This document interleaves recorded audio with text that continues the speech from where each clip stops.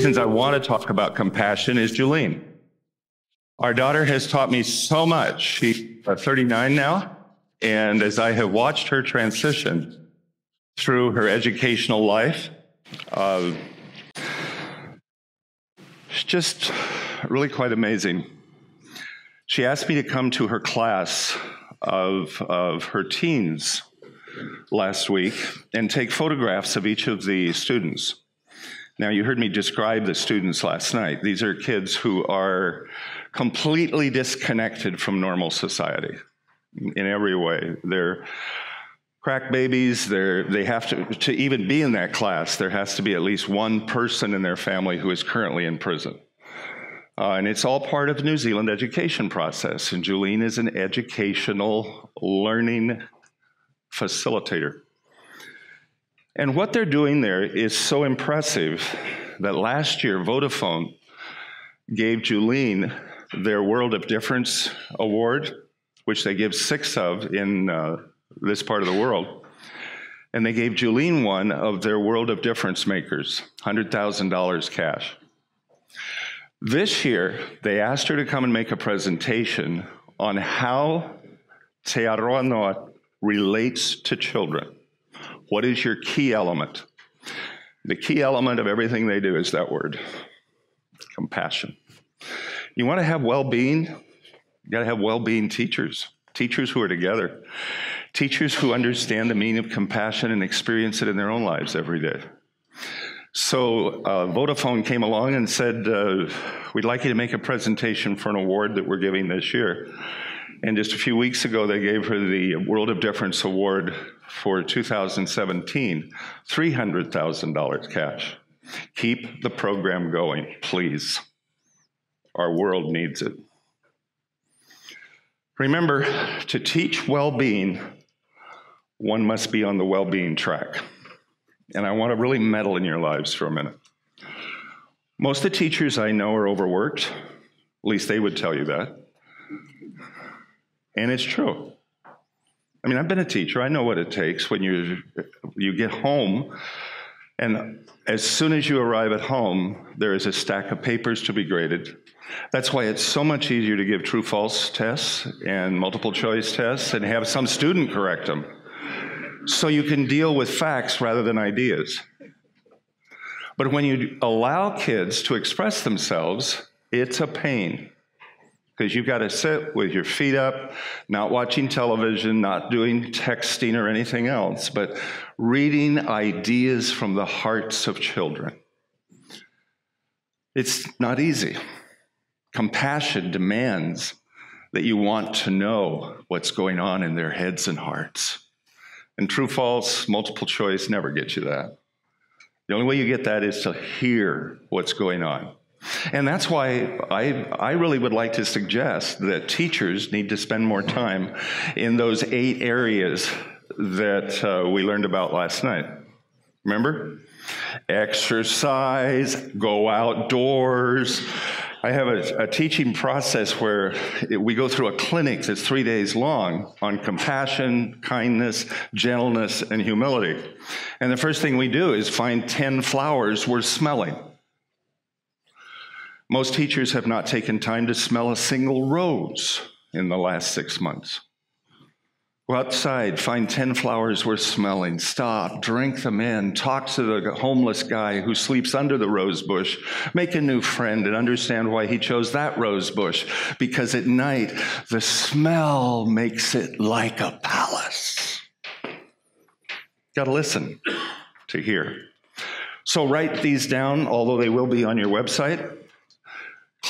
Simple ways to teach compassion practically, to experience compassion practically when you're doing teacher supervision visits.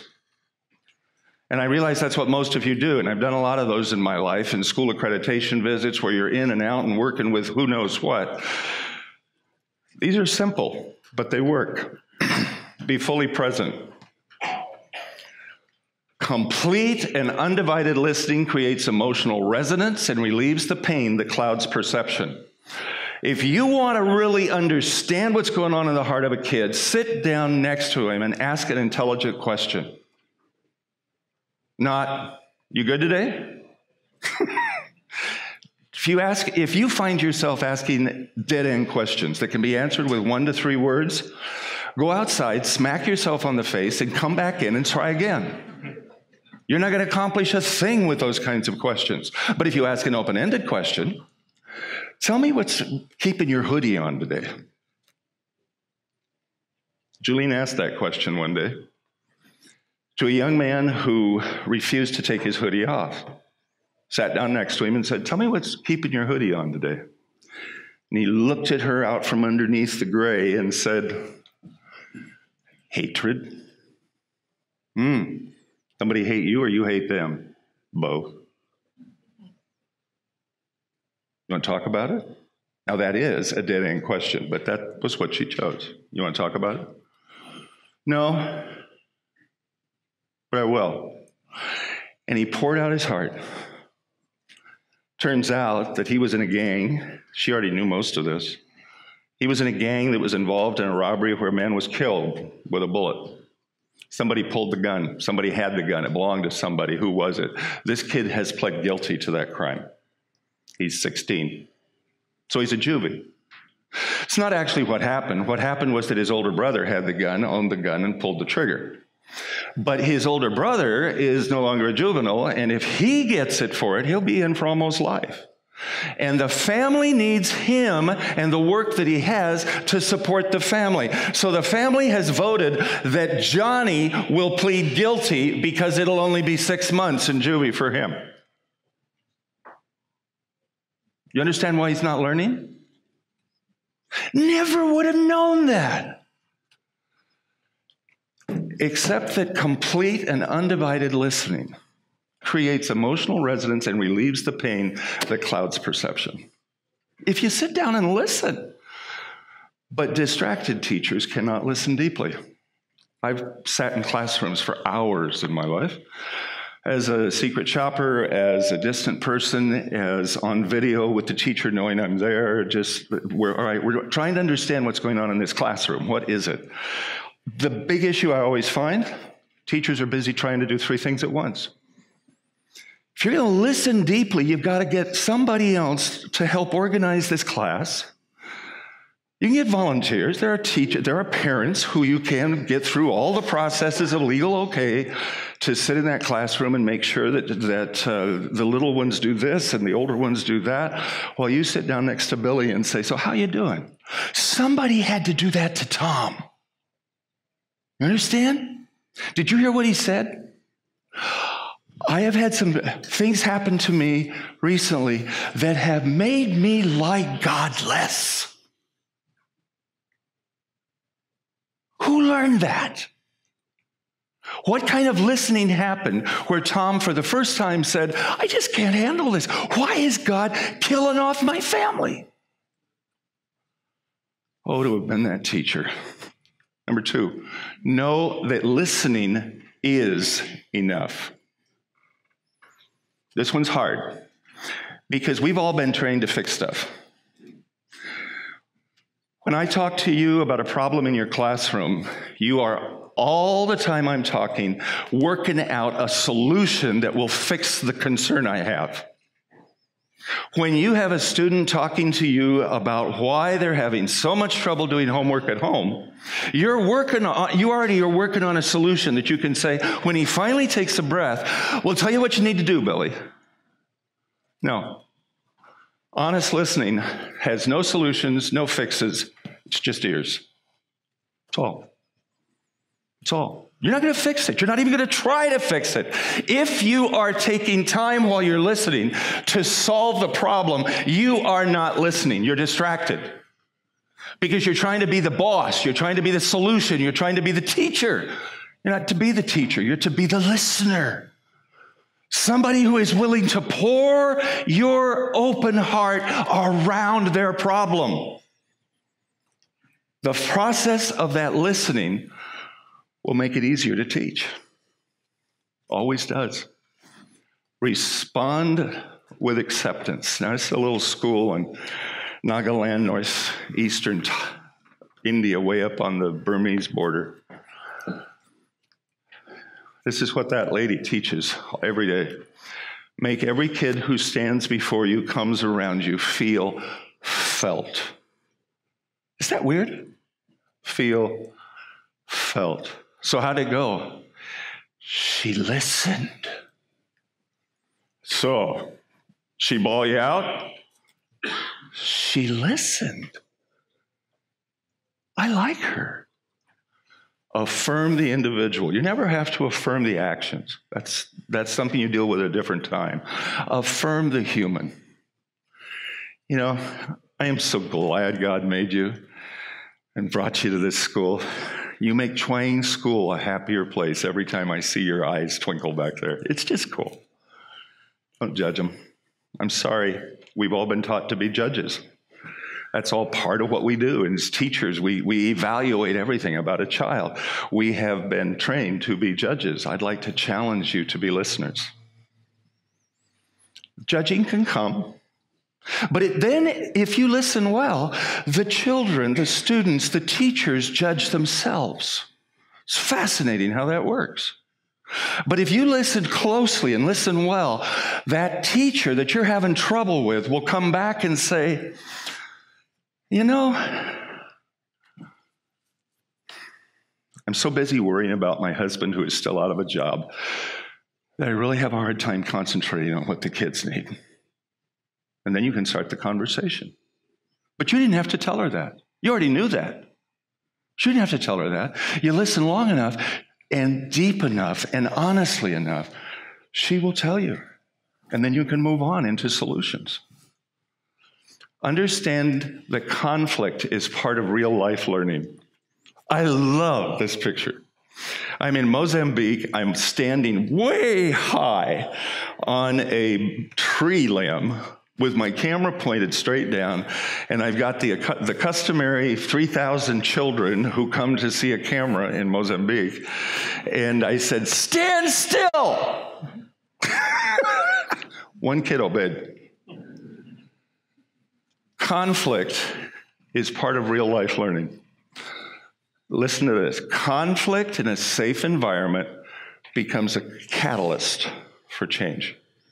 Kids understand conflict. They live with it at home all the time. Kids, they watch their parents. They watch the church leaders. Resolved conflicts build stronger relationships. Conflict's okay. Stop that. Don't you guys argue. Don't hit him. Well, that probably is a good one to stop. Yeah, that's okay. But conflict, you know, the disagreements, the battle, a kid looking at you and saying, I hate your guts. Okay. You haven't even seen my guts.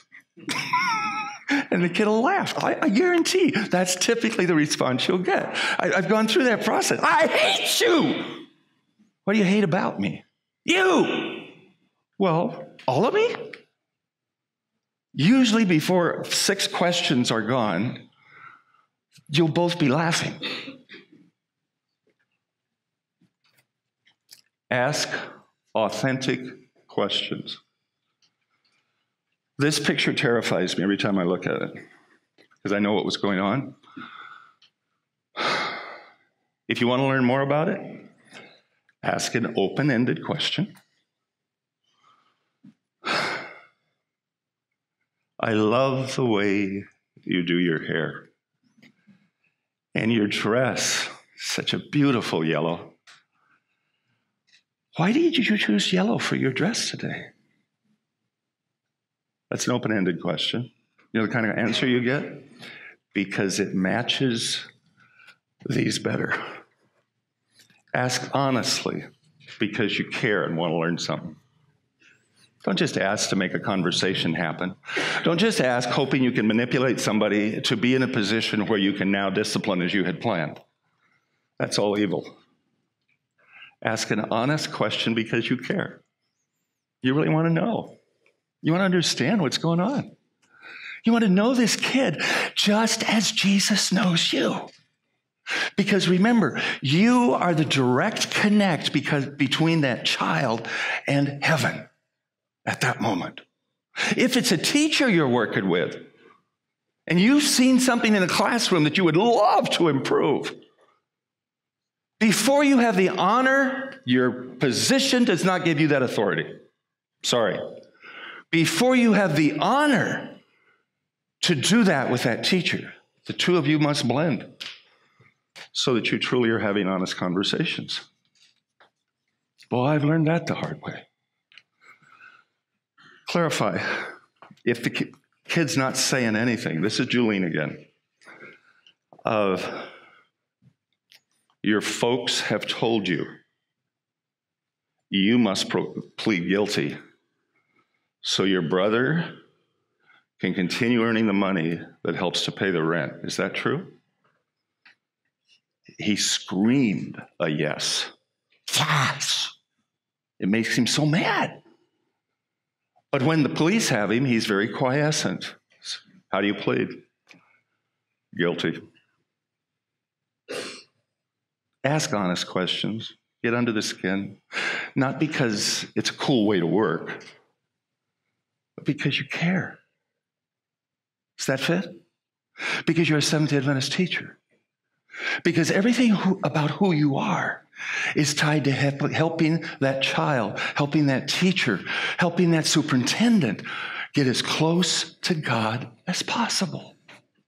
And remember, you never get into one of these conversations without looking square in the eye of God and saying, my mind is on you, my heart is on you. I'm going to have a really difficult conversation in the next hour, Lord. You got to help me. Let me think of you and let me love Marge. Be gentle with yourself. You're going to screw up. Be gentle with yourself. You're going to make really dumb decisions. It's okay. But remember that God cares. God will heal. And remember, we're not all at the same spot in life. India. I don't even know that I could ever find the town. These are mud toys that the boys in town have made. And they came running to show me their finest. Now, should I at that point reach into my backpack and pull out the 10 little metal matchbox cars that I have brought to give away to the boys of this village? No. They stayed in my backpack. What I did instead is I knelt down in front of these guys and we raced mud cars together. You see what I'm talking about? I'm talking about that transformational listening involves compassion for yourself as well as others. If I had handed them those cool cars, they all would have felt totally put down. Even if I'd paid them for their mud cars in exchange for the good ones. It took me just a little while to realize their cars were the good ones. I'm done. You want to turn that off for me? Now, I'm going to go 2 more. Allow time to process. Nothing happens instantly, okay? You're not going to get stuff fixed right now. Thank you. It's going to take time for all this to happen. You're not going to be able to listen perfectly this afternoon, but you may tomorrow. And treat candidness as a gift. I hate you is not a nasty thing a child is saying. It's a candid observation that opens a window to an issue in their soul that honestly has nothing to do with you. The reason you're there is that God has put you there to help that child understand the turmoil of their life. And the only way you're going to be able to help do that is to listen. And whatever you hear, honor the trust others have placed in you. Here's your assignment. You're going to hear what I've said. You've said, he talked about compassion, about to listen and not to be nasty to kids. That was pretty good. I want you to go to the Bible and study how Jesus showed compassion. There are 20 spots, at least, where you will find specific illustrations of Christ being a compassionate listener. I want you to tell me, if we had time, how compassion was shown in your home. For a lot of you, that was a new idea. I want you to identify a person for whom it would be very, very hard for you to show compassion. stupid idiot. And then I want you to purposefully, today, listen compassionately without giving any advice. I'm a photographer. I earn a portion of our income and have for 30 years with photography. Often people come to me with cameras that are woefully inferior to what I carry. And they say, I love my new camera. It's so cool. Listen compassionately. Help them fall in love with that camera even more. Every camera you see has the same basic functions. Has a lens, has a receptor, has f-stops, and has speed and film speed. Just teach them how to use that. They can use a pinhole camera and take great photographs. Don't put them down. Discuss how I can speak up for another in ways that are safe for me emotionally. I've watched teachers allow I've watched superintendents, forgive me, allow teachers to be crucified without standing up for them. Every person needs your support. And be gentle with yourself.